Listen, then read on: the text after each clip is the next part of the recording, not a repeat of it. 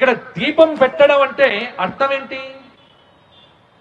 ఏం చేయటం దీపం పెట్టడం అంటే?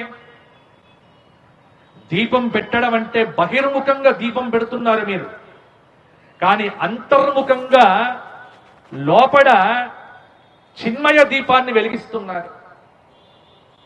లోపల దీపం వెలగాలి.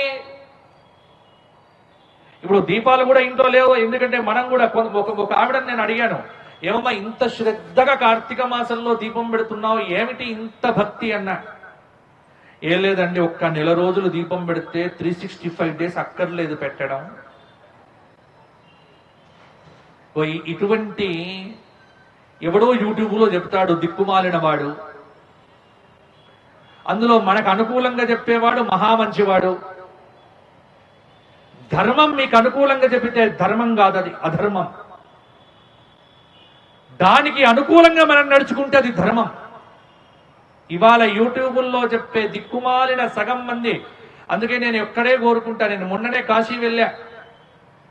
కాశీలో నా వెంట 10 మంది వస్తే అక్కడి నుంచి గయ వెళ్ళాం.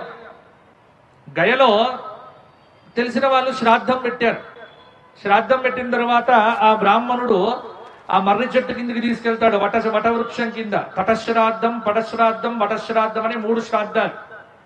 ఆ వటశ్రాద్ధం అయిపోయిన తర్వాత దాని కింద నిలబడి, అయ్యా కాయ విడిచిపెట్టండి, కూర విడిచిపెట్టండి, ఇది విడిచిపెట్టండి అంటాడు. అప్పుడు ఆవిడ అడిగింది, స్వామి ఏం విడిచిపెట్టమంటారండి, నన్ను ఒకటి సలహా ఇవ్వండి, మీరు ఉన్నారు ఎదురుగా అంటే, అమ్మ ఒక్క పని చేస్తా, విడిచిపెడతావా నేను అడిగింది అన్న. మీరేది చెప్పితే అది విడిచిపెడతా అంటే వెంటనే నేను చెప్పా, యూట్యూబ్ ఇన్స్టాగ్రామ్ విడిచిపెడుతున్నా అనుకోవమ్మా అన్న. అసలు విడిచిపెట్టాల్సింది ఈ రెండు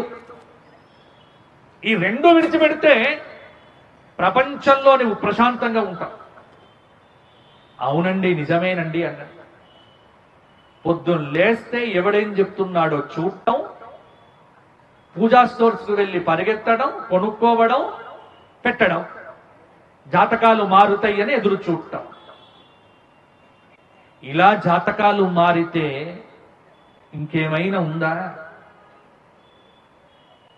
జాతకం మారేది ఇలా చేస్తే కాదు, మీ సాధన వల్ల మీ జాతకం మారుతుంది తప్ప జిమ్మిక్కులు చేస్తే జాతకాలు మారవు, గుర్తుపెట్టుకో.